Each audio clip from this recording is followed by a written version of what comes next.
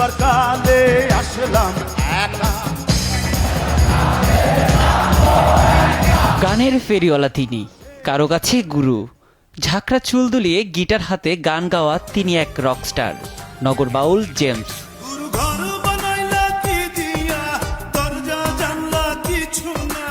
James মানেই তারুণ্যের উন্মাদনা, স্বপ্নের সূতিকাগার।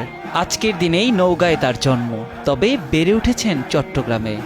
তোর প্রেমেতে অন্ধ হলাম, কি দোষ দিবি তাতে। পরিবারের বাধা ডিঙিয়ে সঙ্গীতের পথে হাঁটা শুরু শৈশবে, এক পর্যায়ে বাড়িও ছাড়েন। চট্টগ্রামের আজিজ বোর্ডিং থেকে শুরু হয় তার মূল পথ চলা। 1980 সালে গড়েন ফিলিংস ব্যান্ড।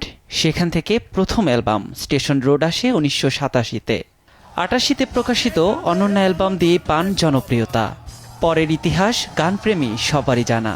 চারিদিকে দর্শক করে থই থই। রহস্যময় এই তারকার জন্মদিন নিয়ে ভক্তদের কৌতূহলের শেষ নেই। বিশেষ দিনটি কিভাবে কাটান তিনি, এই একটি প্রশ্নের উত্তর খুঁজে ফেরেন সকলে।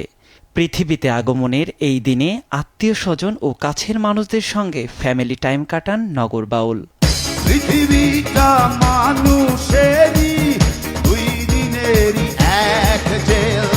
বাংলাদেশের সীমানা পেরিয়ে জেমসের খ্যাতি ছড়িয়েছে বিশ্বে। নানা প্রান্তে ছড়িয়ে থাকা কোটি ভক্তরা বিশেষ দিনটিতে শ্রদ্ধায় স্মরণ করেন, জানান শুভেচ্ছা। সবই উপভোগ করেন তিনি।